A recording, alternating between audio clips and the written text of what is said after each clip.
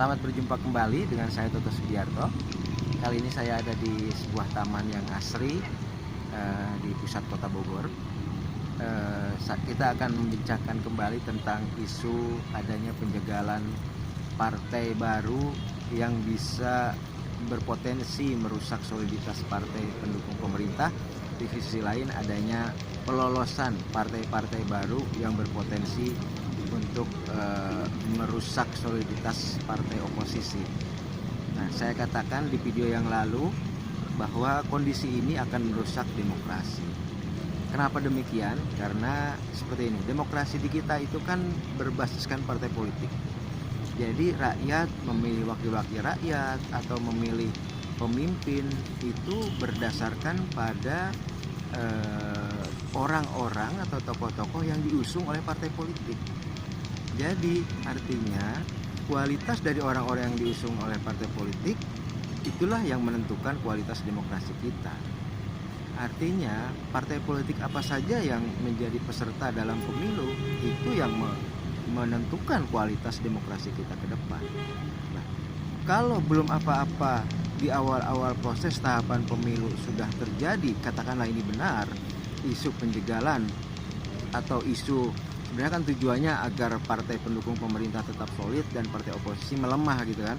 Kalau isu ini benar, maka tentu ini pencederaan terhadap demokrasi karena nanti karena langkah seperti ini adalah langkah untuk istilahnya upaya dari sang penguasa untuk tetap berada di kekuasaan dengan cara-cara yang tidak fair, yang tidak adil, bahwa ada penjagalan terhadap partai, padahal kan partai itu kendaraan bagi aspirasi rakyat gitu.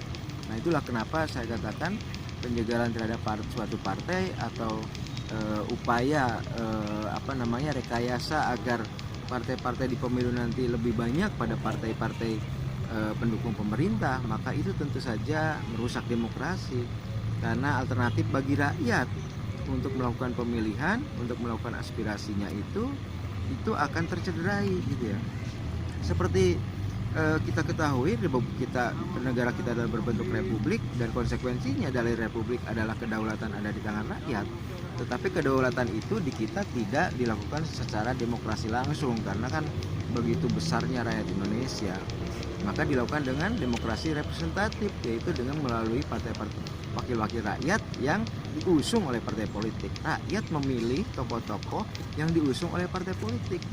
Karena itu keberadaan partai politik itu sangat menentukan apakah wakil-wakil rakyat itu akan representatif, apakah pilihan bagi rakyat itu akan lengkap atau tidak. Kalau belum apa-apa di awal-awal pemilu sudah ada penjagalan terhadap suatu partai, terhadap partai-partai yang diprediksi akan menjadi kekuatan oposisi, maka itu adalah merusak demokrasi gitu. Karena baik buruknya demokrasi ke depan juga tergantung dari keseimbangan kekuasaan. Kalau kekuasaan terlalu berat, terlalu besar dibanding dengan oposisi, maka pada akhirnya pemikiran Lord Acton itu akan terjadi ya, bahwa kata Lord Acton, power tends to corrupt, absolute power tends corrupt absolutely, absolute power corrupt absolutely. Jadi saya kira semoga tidak ada isu penjagalan tersebut, semoga tidak terbukti isu rekayasa dari penyelenggara untuk memilih dan memilah partai-partai agar kemudian kekuasaan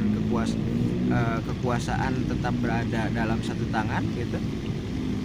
Tentu saja ini menjadi dugaan berikutnya, yaitu penyelenggara pemilu menjadi agen dari kekuasaan. Semoga ini tidak terjadi, dan lagi-lagi kita lihat dalam waktu ke depan nanti juga akan ada dalam review saya seterusnya, apakah benar isu-isu penjagalan, isu-isu rekayasa, isu-isu memperkecil alternatif bagi rakyat selain partai-partai penguasa, selain tokoh-tokoh yang diusung oleh partai-partai pendukung penguasa, ini benar atau tidak gitu. Kalau ini benar, tentu ini satu kabar buruk ya. Ini satu pertanda bahwa pemilu ke depan tidak akan lebih baik dari pemilu sebelumnya. Tetapi kalau ini tidak benar dan KPU Bawaslu bisa menjaga independensinya, saya kira kita masih bisa berharap bahwa pemilu ke depan itu masih bisa menjadi pemilu yang langsung, umum, bebas, rahasia, jujur dan adil, ya, terutama kejujuran dari penyelenggara pemilunya, yang kemudian memunculkan atmosfer yang adil dalam arena pemilu ke depan gitu. Ya, kita lihat nanti dan kita akan review juga terus kebenaran dari isu ini gitu ya. Tentu penguasa berkeinginan untuk tetap melanggengkan kekuasaannya, itu saya kira terjadi di semua kekuasaan. Isu-isu sebelumnya misalnya keinginan untuk katakanlah maju sebagai periode ketiga, melakukan amandemen terhadap konstitusi agar bisa maju di periode ketiga.